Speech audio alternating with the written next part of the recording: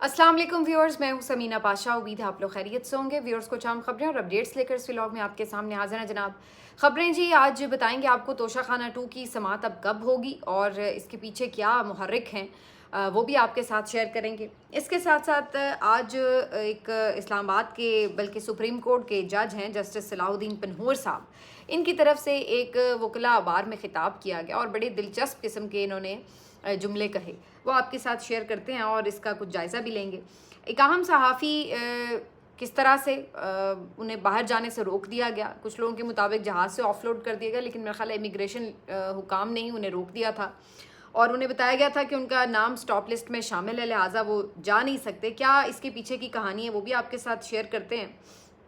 और इसके साथ साथ मरीम नवाज़ साहिबा का नया स्टेटमेंट है, उस पर भी बात होगी। आपसे रिक्वेस्ट है कि चैनल को सब्सक्राइब कर लें अगर अभी तक सब्सक्राइब नहीं किया। तो सबसे पहले बात कर लेते हैं जी इमरान खान साहब के केस की। आज तोशा खाना 2 की समाअत होनी थी, लेकिन वो समाअत रात गए नागुज़ीर वजूहात की बिना पर मुलतवी कर दी गई और उनके वकला को आगाह कर दिया गया था कि जनाब जुडिशल कॉम्प्लेक्स से जाके आप नई तारीख ले लें। तो अब कहानी में जो फ़र्क आया है वो सिर्फ इतना है कि जुडिशल कॉम्प्लेक्स से नई तारीख मिल गई है। बगैर कार्रवाई आज की समाअत मुलतवी हुई और 15 अगस्त अब अगली तारीख दे दी गई है।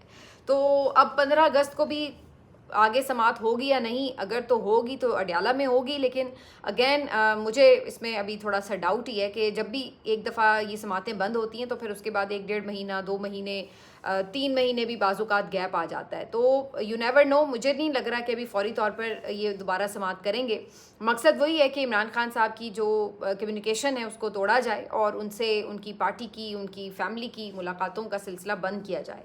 तो अब यही सूरत हाल इस वक्त भी दिखाई दे रही है और इमरान खान साहब की जो समातें हैं उसको बंद कर दिया गया एक दफ़ा फिर से। अब आ जाके बात रह जाएगी सिर्फ मंगल की मुलाकात की। फैमिली से मंगल को मुलाकात होना होती है, लेकिन आपको पता है कि वो भी पिछले कुछ अरसे से बंद है। पहले 2 बहनों को भेज दिया जाता था, अब उन 2 बहनों को भी मुलाकात की इजाज़त नहीं मिलती। आखिरी जो समाअत थी उसमें भी सिर्फ एक बहन को बड़े इसरार के बाद जो है वो जज साहब बुलाने में कामयाब हुए थे अंदर। तो इस दफ़ा भी कोई ख़ास उम्मीद नहीं है कि बहनों की मुलाकात होगी, और अगर हुई भी तो फिर मुझे यही लगता है कि एक बहन और कोई एक मंजूर नज़र कोई बंदा अंदर भेज दिया जाएगा और बराए नाम सी मुलाकात करवा दी जाएगी और इस तरह से एक दफ़ा फिर से इमरान खान साहब को क़ैद तन्हाई में डाल दिया जाएगा। तो फ़िलहाल तो यही सिचुएशन नज़र आ रही है। इससे निकलने का फ़िलहाल पीटीआई के पास तो हमें कोई रास्ता नज़र नहीं आता।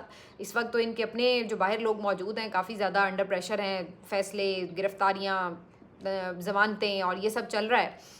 तो इसमें इन्होंने क्या लीड करनी मूवमेंट, क्या इन्होंने हुकूमत के लिए कोई प्रॉब्लम क्रिएट करनी है, तो इधर तो कोई स्ट्रैटेजी इनके पास दिखाई नहीं दे रही, क्योंकि बात करने से इमरान खान मना कर रहे हैं और एहतजाज करने के हालात इनको दिखाई नहीं दे रहे। तो ऐसी सूरत में बज़ाहिर ये लगता है कि ये तो बेचारे बाहर कुछ ऐसा प्रेशर क्रिएट नहीं कर सकेंगे। इवेंचुअली सारा जो मुझे नज़र आ रहा है कि बर्डन आ रहा है कासिम खान और सुलेमान खान के ऊपर। वही अगर फर्दर इसके ऊपर बाहर अपना असर रसूख बढ़ाएंगे, कुछ मज़ीद इंटरव्यूज़, कुछ मज़ीद गुफ्तगू, कुछ मज़ीद चीज़ें, मुलाकातें, राब्ते, उसके बाद शायद फिर से कुछ इमरान खान साहब की ये जो क़ैद तन्हाई है उसमें कुछ ख़ात्मा भी हो सके।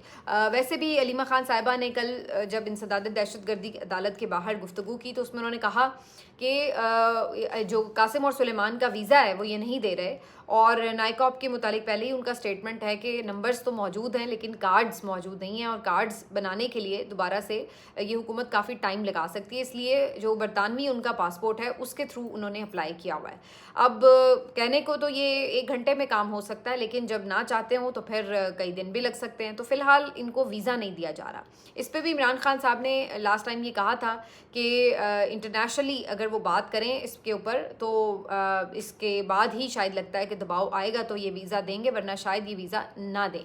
तो अब मुझे ये लग रहा है कि ये जो मामला है दोनों चीज़ों का, ये अल्टीमेटली कासिम और सुलेमान की तरफ जा रहा है। उन्हीं के नाजुक कंधों पर ज़रा बोझ ज़्यादा आएगा अगर वो अपने वालिद से मुलाकात भी करना चाहते हैं, उस लिए भी, और जो उनके साथ इस वक्त कंडीशंस हैं उनको अगर वो रिलैक्स करवाना चाहते हैं, कुछ उनके ऊपर जो सख्तियाँ हैं उसमें नरमी उस वक्त सिर्फ देखी गई जब उनकी तरफ से कुछ दबाव बढ़ाया गया। तो अगर वो इसको मेरा ख्याल है आगे परसू करते हैं तो फिर शायद थोड़ी सी इसमें जो है कोई चेंज नज़र आ सकता है। लेकिन ये भी वैसे आपस की बात है, बहुत अनफॉर्चुनेट बात है। ये दो चीज़ों के लिए बड़ी शर्मनाक बात है। पहली बात तो ये हमारे निज़ाम इंसाफ के लिए बड़ी शर्मनाक बात है, क्योंकि हमारी जो अदालतें हैं, हमारा जो सिस्टम है वो इस कदर बोसीदा, इस कदर कमज़ोर और इस कदर लेट चुका है ताकतवरों के आगे कि एक इवन इस तक भी जो जजेस हैं वो रेजिस्ट नहीं कर सकते कि जनाब आपकी मर्ज़ी के फ़ैसले तो हो ही रहे हैं, तो कम से कम कैदी को रखें तो आप ह्यूमन कंडीशंस में कम से कम उनकी मुलाकातों का तो सिलसिला बंद ना करें। लेकिन ये इस हद तक भी रेजिस्ट नहीं कर सकते कि ये बुनियादी सहूलियात ही उन्हें मुहैया करवा दें। तो एक तो ये उन लोगों के लिए बड़ी शर्म की बात है। और दूसरी शर्म की बात बहैसियत कौम हम सब के लिए भी है कि जहाँ हम ये देखते हैं कि इस तरीके से खुलेआम इंसाफ का बोलबाला हो रहा है और वहाँ पर जो अवाम है वो अगर लाताल्लुक़ हो जाए या बिल्कुल बेहिम्मत हो जाए तो फिर वहाँ पर भी इसी किस्म की सूरत हाल होती है। मैं बार बार ये बात कहती हूँ, मैंने कई दफ़ा अपने व्लॉग्स में ये बात की कि ऐसा लगता है कि हम मुर्दा परस्त कौम हैं। अगर आज खुदा न खास्ता इमरान खान को जेल के अंदर कुछ हो जाए, उनकी किसी भी वजह से उनको कोई नुकसान पहुँच जाए, वो ना रहें बाकी इस दुनिया में, तो फिर आप देखिए कि इस कौम ने कितना गम मनाना है, फिर बड़े हंगामे भी करने हैं, फिर जनाब ये हर कोई खराज अकीदत भी पेश कर रहा होगा, फिर सब कुछ आप कर रहे होंगे। लेकिन उस वक्त आपके हाथ से तमाम चीज़ें निकल चुकी होंगी, फिर उस वक्त कोई फ़ायदा नहीं होगा किसी चीज़ का कि जब कोई शख्स जो है आप खो दें। तो जब उसकी ज़िंदगी होती है तो तब हम कहते हैं कि भाई ये तो सिस्टम ऐसे ही चलता है, अब रियासत से कौन लड़ सकता है, तो जी अब इन्होंने भी तो अपने दौर में इस तरह किया था। ये मैं तमाम लोगों की बात कर रही हूँ, जो इवन मुखालिफिन भी है ना। अगर खुदा न खास्ता ये इस तरह से हो जाता है ना, जुल्फ़िकार भुट्टो 2 बना दिया जाता है इमरान खान साहब को, तो उस वक्त ये लोग भी बड़ी कह रहे होंगे कि वाह वाह, इमरान खान ने तो बड़ा अलम बुलंद कर दिया, बड़ी ताकत से उन्होंने जेल काटी और इस तरह से नाम तारीख़ में अमर करवा लिया। लेकिन अभी अगर कोई शख्स इस वक्त शिकंजे में नज़र आ रहा है तो उसके लिए, उसके हक़ के लिए कोई आवाज़ उठाने के लिए उस लेवल पर तैयार नहीं है जिस लेवल पर हो अगर सूरत हाल, तो फिर उसका कोई असर भी पड़े। हैं लोग, बहुत से लोग हैं, बहुत मोहब्बत भी करते हैं, बड़ी बात भी कर रहे हैं। उनके कारकुनों की तो खैर मैं बात ही नहीं कर रही, कारकुन तो उनके लाजवाल मोहब्बत भी करते हैं और उसका बार बार सबूत भी देते हैं, हर दफ़ा जान हथेली पर रख के बाहर भी निकलते हैं। लेकिन जनरली जो एक मैसेज के अंदर एक रेवोल्यूशन आती है जिससे आप कहें कि जी वो किसी तरह भी खड़े हो जाएं अपने हक़ के लिए, तो वो अभी हमें उस तरह से कौम के अंदर दिखाई नहीं देती चीज़। तो बहरहाल जी, अब ये सारी सूरत हाल है। लेट्स सी कि इमरान खान साहब से मुलाकातों का सिलसिला दोबारा कब शुरू होता है और किस तरह से जो है उनके केसेस के ऊपर मामलात आगे बढ़ते हैं या नहीं बढ़ते। लेकिन दूसरी तरफ इस रजीम की एक ख़ास बात है। इस रजीम की ख़ास बात ये है कि ये लोग जो हरकतें करते हैं ना, उसके बाद उन हरकतों के ऊपर जो ये जुमलेबाजी करते हैं, वो बिल्कुल मुझे ऐसा महसूस होता है कि जैसे आप किसी को ज़ख्म दें और उसके बाद फिर आप उसके ऊपर या तो नमक छिड़कें या उनको ज़ख्मों को नोचें। तो ये कुछ इस किस्म के लोग हैं कि जो काम ये करते हैं लोगों को तकलीफ़ देने के, लोगों के साथ जुल्म करने के, उसके बाद इनके जुमले जो होते हैं ना, वो उल्टा और जला देने वाले होते हैं। मिसाल के तौर पर अब जजेस जो कुछ कर रहे हैं वो सब आपके सामने, और उसके बाद कभी मैं सुनती हूँ चीफ जस्टिस याया अफरीदी साहब भाषण देने आ जाते हैं कि शुक्र करें अदालतें काम कर रही हैं, कोई साइल जो है वो पलट के ना जाए, हम बड़ी इस्लाहात लेके आ रहे हैं और आपको आगे जुडिशरी में फ़र्क पता चलेगा, हम सबको जो है वो करना है इसके ऊपर कि हमें इंसाफ की लहरें बहरे नज़र आएँ, ये वो, मतलब इस तरह की जुमलेबाजियाँ। और नीचे नाक के नीचे क्या हो रहा है सब, और इनकी एमा और इनकी पूरी मर्जी और मुशावरत से हो रहा है, ठीक है, लेकिन जुमले इस तरह के। अब जस्टिस सलाउद्दीन पनोर साहब हैं, ये भी सुप्रीम कोर्ट के जज हैं, आज एक जगह खिताब करते हुए ये भी बड़ी अच्छी तकरीर कर रहे थे और कहने लगे कि जब जजेस अपने हलफ से इनराफ करते हैं तो अवाम को उन पर एतमाद नहीं रहता। हमें ये सोचना पड़ेगा कि अवाम हमारे बारे में क्या सोचते हैं, कि क्या हम डाकू हैं या हम जज हैं। और ये भी फरमाते हैं कि जो हालात हैं, अगर हम ताकतवरों के हक़ में फ़ैसले करेंगे तो ये तो आइन से गद्दारी होगी। तो इस तरह की ये जनाब अच्छी अच्छी बातें कर रहे हैं। और ख़ुद जस्टिस सलाउद्दीन पनहोर साहब के बारे में अभी रिसेंट जो इनका टेस्ट केस था जिसमें ये साबित कर सकते थे कि ये ताकतवरों के ख़िलाफ़ जाकर फ़ैसला कर सकते हैं, वो केस था इस्लामाबाद हाई कोर्ट के जजेस की सीनियरिटी का केस, जिसमें आपको पता है कि जो सीनियर जजेस हैं उनके ऊपर ला के मुसल्लत कर दिए गए लाहौर हाई कोर्ट से एक और जज, और उनको चीफ जस्टिस बना दिया गया सीनियरिटी का रूल चेंज करके। तो इस सारे मामले को जब उन जजेस की तरफ से चैलेंज किया गया तो सुप्रीम कोर्ट में जो बेंच बना था 3 रुकनी, उसमें जनाब ये जस्टिस सलाउद्दीन पन्होर साहब भी शामिल थे। माजरत के साथ ये 5 रुकनी बेंच था और इसमें ये भी शामिल थे। और इनका जो फैसला था वो डिसाइसिव फैसला था, क्योंकि 2 जजेस एक तरफ थे, 2 जजेस एक तरफ थे। और इनके बारे में कोर्ट रिपोर्टर्स ये बताते हैं कि शुरू में इनका रवैया इसी तरह का था कि लग रहा था कि इस्लामाबाद हाई कोर्ट के जजेस को इंसाफ मिलेगा और उनको सीनियरिटी प्रिंसिपल के ऊपर वापस उनकी जगह मिलेगी। लेकिन आखिर में अचानक से इन जज साहिबा ने अपना माइंड चेंज किया और उसके बाद जो सीनियरिटी प्रिंसिपल था उसको तार तार करते हुए जो फैसला है वो लाए गए जजेस के हक में कर दिया, यानी निज़ाम के हक में कर दिया। यानी ताकतवरों और जो हुकूमत ने पूरी 26वीं तरमीम को डिज़ाइन किया था जिस मकासद के लिए, उसके हक में फ़ैसला कर दिया कि हर तरह से जस्टिस मोहसिन अख्तर कियानी साहब हों या जस्टिस मियां गुल हसन औरंगज़ेब साहब हों, इनमें से किसी को भी इस्लामाबाद हाई कोर्ट का चीफ जस्टिस ये नहीं बनाना चाहते थे। और ये बात सबको पता थी। अगर हम तमाम लोगों को पता है, अवाम को पता है, तो क्या इनको नहीं पता थी कि ये सारा कुछ करने का मकसद क्या था? क्यों आखिर 16वें नंबर के जज को लाहौर हाई कोर्ट से ला कर यहाँ इस्लामाबाद हाई कोर्ट में बिठाया गया था और कायम मकाम चीफ जस्टिस भी बनाया गया था? तो उसी वक्त ये बात पता चल गई थी कि जो अवाम के जो हुकूमत है उसकी चॉइस क्या है। तो उनकी चॉइस वो क्यों थे? कायम मकाम चीफ जस्टिस बनाने के लिए भी उनको क्यों बनाया गया था? इसलिए कि वो उनकी चॉइस थे। तो आपने, जब आपके पास टाइम था कि आप इस तमाम प्लानिंग के खिलाफ खड़े हो सकते थे, आप फैसला इंसाफ पे करते, जो पुराने जजेस थे उनकी सीनियरिटी को अश्योर करते, तो आज ये सूरत हाल ना होती इस्लामाबाद हाई कोर्ट की जो है। तो ये सब आपने उस वक्त नहीं किया। अब आप तकरीर झाड़ने आ गए हैं कि जनाब हलफ से गद्दारी ना करो, इंसाफ करो, लोग ये ना कहें कि डाकू हैं या जज हैं, तो फिर और लोग क्या कहेंगे आपको? तो ये इस निज़ाम की खासियत है कि जिस चीज़ के ऊपर ये हाथ डालते हैं पहले उसके ऊपर पूरा वारदात डालते हैं और उसके बाद फिर उसके ऊपर उसी तरह का भाषण भी देते हैं खूबसूरत किस्म के अल्फाज से। मिसाल के तौर पर अब ये मरीम नवाज़ साहिबा की एग्जांपल ले लें। पहले इन्होंने किसानों की जो हालत की है, जो उनकी कमर तोड़ी है, ख़ास तौर पे गंदम के काश्तकारों को जिस तरह से उन्होंने रोल के रख दिया है। रो रहे हैं लोग और गंदम काश्त करने से तौबा कर रहे हैं कि जनाब जो हमारे साथ हुई है। क्यों? कि जनाब इन्होंने गंदम नहीं ख़रीदी, रेट मार्केट में इतना डाउन करवाया कि वो सारी गंदम उनकी लॉस में गई। और ये सब कुछ इन्होंने किया है और उसके बाद अब भाषण देने के आ गई हैं कि हमने तो काश्तकारों के लिए क्या एक्स्ट्राऑर्डिनरी इकदाम कर दिए हैं, हम तो गंदम के काश्तकार को अकेला नहीं छोड़ेंगे, पहले भी नहीं छोड़ा, अभी भी नहीं छोड़ेंगे। अब तो मेरा ख्याल है वो हाल हो गया है कि जो गंदम के काश्तकार हैं वो आके हाथ जोड़ेंगे कि बीबी आपकी मेहरबानी, हमें अकेला ही छोड़ दें, आप जो सलूक आपने हमारे साथ किया है उसके बाद तो आपकी मेहरबानी, आप हमें ज़िंदा तो छोड़ दें कम अज़ कम। क्योंकि अब तो उनके घर में बेचारों के भूख पड़ गई है, ये हालात हो गए हैं आपकी वजह से, जो आपने उनकी मेहनत के साथ सलूक किया है।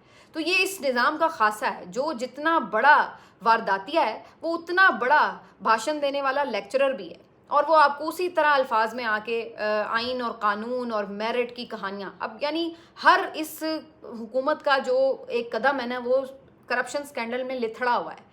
आप एक उंगली पकड़ते हैं ना, नाखून पकड़ते हैं, पीछे पता लगता है कि पूरा बाजू जो है ना वो आपका करप्शन में भरा हुआ है। ये इन लोगों का हाल है। आप एक बाल पकड़ते हैं तो पता चलता है कि भाई पीछे तो मतलब आप सोचते ही हैं कि यहाँ से शायद कोई चंद लाख की करप्शन का मामला होगा, जब वो बात खुलती है तो पता चलता है वो मामला करोड़ों और अरबों तक में जा रहा है। और अभी इसकी रिसेंट एग्जाम्पल जो है वो ये जो ADCR था सियालकोट का, वो उसकी एग्जाम्पल है। तो ये इन लोगों की करप्शन के हालात हैं। लेकिन भाषण आप सुने, हमने मेरिट के ऊपर जो है फैसले करने हैं, हम जनाब करप्शन का सवाल ही पैदा नहीं होता, ये रेड लाइन है। आज अंसार अब्बासी साहब फरमा रहे हैं, अब अंसार अब्बासी साहब को भी सुनिए, वो फरमा रहे हैं कि जी मरीम नवाज साहिबा समझौता करने के बजाय इस्तीफ़ा देना पसंद करेंगी। वो अल्लाह के बंदे, यहाँ तक वो बैठी क्यों हुई हैं खातून वज़ीर आला की कुर्सी के ऊपर समझौते करके? यानी बाप को अपनी जेल से निकाल कर लंदन फ्लैट से लेके, इमरान खान की गवर्नमेंट गिराने से लेके, उसके बाद जजेस का रोल बैक करने से लेके, इलेक्शन का पूरा चोरी करने से लेके, आज तक जितने हुकूमत चलाई गई उसमें जो करप्शन से लेके हर चीज़ के ऊपर जितनी कानून साजियाँ, ये सब है ही समझौता। समझौते के अलावा तो इसमें कुछ है ही नहीं था। ये तो थ्रू आउट एक कॉम्प्रोमाइज़ था अपने नज़रिए से, अपनी उस वोट को इज़्ज़त दो के नारे से।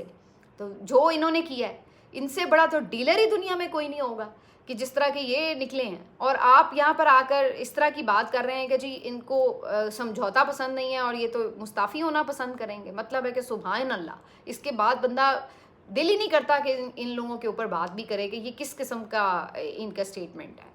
तो जैसे मैंने कहा कि इन लोगों में खासा है, इस रजीम में जितने लोग हैं ना इसके बेनिफिशरी, ये इनका खासा है कि ये लोग जो काम कर रहे होते हैं बिल्कुल उससे उलट एक खूबसूरत लफाजी के साथ ना उसका पूरे का पूरा एक लेक्चर भी तैयार रखते हैं ताकि और ज़ख्मों पे नमक छिड़का जाए, मतलब तन बदन में आग लग जाए बात करते हुए कि यार शर्म नहीं आती है तुम ये बात कर रहे हो। इंसान सर पीट लेता है अपना कि आपका अमल क्या है और आप भाषण क्या दे रहे हैं।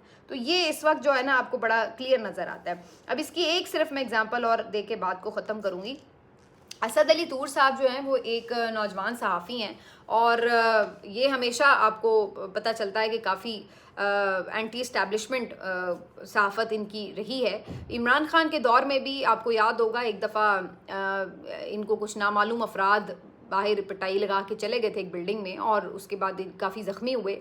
तो उस वक्त की जो अपोजिशन थी उन्होंने जनाब जाके बड़ा इनके साथ हमदर्दी का इजहार किया। खुद पूरी टॉप लीडरशिप पहुंच गई इनके घर पे ना, मतलब पूरी तरह इनकी हमदर्दी बटोरने। इनकी हमदर्दी से मतलब ये है कि ये दिखाने के लिए कि जी देखिए हम तो बड़े एंटी इस्टेब्लिशमेंट हैं और हम सहाफ़ियों के हुकूक़ के बड़े अलमबरदार हैं। और ये कहने के लिए क्या मरियम नवाज साहिबा, शहबाज शरीफ साहब और जितने वो उस वक्त PDM के लोग थे, मौलाना फजल रहमान भी, महमूद खान अचकज़ई साहब भी उस वक्त मेरे ख्याल है इनकी तरफ गए थे।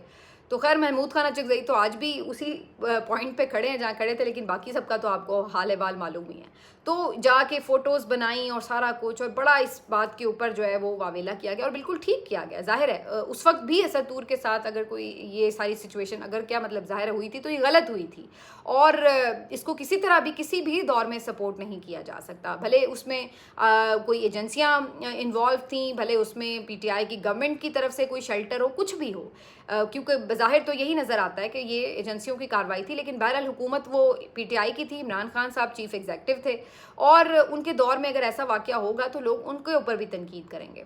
तो असद अली तूर साहब उस वक्त बहुत तनकीद भी करते थे, इमरान खान साहब पर भी करते थे, कायस फ़ाइज़ ईसा साहब के बहुत हामी थे ये। और ये जो सारा वाक़या पेश आया है ये किसी न किसी हद तक उसी मामले से जो ये रिपोर्टिंग कर रहे थे उसी के साथ जुड़ा हुआ था। आज वही असद अली तूर वहीं पे अपनी पोजीशन पे ही खड़े हैं ना। वो तो आज भी एंटी इस्टेब्लिशमेंट हैं। वो आज भी ये समझते हैं कि अगर अब दूसरी किसी पॉलिटिकल पार्टी के साथ जाती हो रही है तो वो उसके ऊपर भी बात करते हैं। अगर आज जजेस जो हैं वो कॉम्प्रोमाइज़ हैं तो वो उनके ऊपर भी तनकीद कर रहे हैं। तो असद अली तूर साहब जो हैं वो पहले जेल भी जा चुके हैं कुछ अर्सा पहले। आपको याद होगा काजी फ़ाइज़ ईसा साहब के दौर में इनको नाजायज़ जेल में भी डाला गया था और अभी भी इनकी सख्तियाँ कम नहीं हुई। कभी इनके अकाउंट्स बंद कर दिए जाते हैं, कभी इनके साथ ख़रीदो फ़रोख्त करने वाले लोगों के साथ भी अकाउंट्स जो हैं उनके भी बंद कर दिए जाते हैं। तो ये मुसलसल एक ज़ेर अताब किस्म के सहाफ़ी हैं। और अभी आज का रीसेंट वाक़या ये है कि किसी कॉन्फ्रेंस को अटेंड करने के लिए ये अमेरिका जाना चाह रहे थे चंद एक दिन के लिए और इनको जो है वो एयरपोर्ट पे रोक लिया गया और कोई वजह नहीं बताई जा रही, बस ये बताया जा रहा है कि आपका नाम स्टॉप लिस्ट में है, आप नहीं जा सकते, और उनको रोक दिया गया। अब ये बुनियादी इंसानी आइनी हुकूक के ख़िलाफ़ है क्योंकि पाकिस्तान का जो आइन है वो किसी भी शहरी को ये इख्तियार देता है, ये उसका हक देता है कि वो आज़ादाना नकलो हरकत कर सकता है। अगर उसके ऊपर कोई केस नहीं है, अगर कोई बहुत संगीन मसला नहीं है तो आप उसको रोक नहीं सकते बैरून मुल्क सफ़र करने से। लेकिन यहाँ पर बग़ैर किसी वजह के उनको रोक दिया गया। वजह सबको पता है कि वो तमाम आवाज़ें जो कि इस वक्त जुल्म के ख़िलाफ़ आवाज़ उठाती हैं, बात करती हैं, उनको जो है वो मुख्तलिफ़ तरीक़ों से अताब के नीचे रखा जाता है। कभी किसी के लिए किसी मुश्किल का सामना होता है, कभी किसी को किसी और मुश्किल का सामना। लेकिन ये एक कंटिन्यूस चीज़ है। ऐसा लगता है सहाफ़त इस मुल्क में जुर्म बना दी गई है। मैं और मेरे जैसे कई और लोग हैं जो इस वक्त चैनल्स पे नौकरी नहीं कर सकते, जिनके लिए और कई तरह की प्रॉब्लम्स हैं। तो यहाँ पर तो अब ये एक चीज़ तयशुदा है कि अगर आप इस सिस्टम के साथ हैं और इसकी हिमायत कर रहे हैं तो फिर आपके लिए मामलात बहुत अच्छे हैं। लेकिन अगर आप इसके नाक़िद हैं तो फिर आपके लिए इस सिस्टम में कोई गुंजाइश नहीं है, बल्कि गुंजाइश तो दूर की बात है, आपको सुकून से जीने भी नहीं देते और आपके लिए हर लम्हा हर कदम पर मुश्किलात खड़ी करने का प्लान जो होता है वो सामने होता है। बहरहाल जी ये एक काबिल मुज़म्मत अमल है। अगेन मैं तो सहाफ़ी कम्युनिटी से भी ये समझूंगी कि आज उन्हें भी याद दिलाना चाहिए इन तमाम लोगों को जो आज हुकूमत में बैठे हैं कि उस वक्त यही असतूर आपको बहुत आइन और उसकी सहाफ़त की मेराज पे नज़र आता था। तो आज ज़रा जाके उससे हमदर्दी कीजिए ना और जवाब भी दीजिए कि क्यों उसका नाम जो है वो आपने स्टॉप लिस्ट में डाला, क्यों उनको उनके हक़ से महरूम किया गया। मिलते हैं आपसे अगले वीलॉग में। अपना ख्याल रखिए। अल्लाह हाफ़िज़।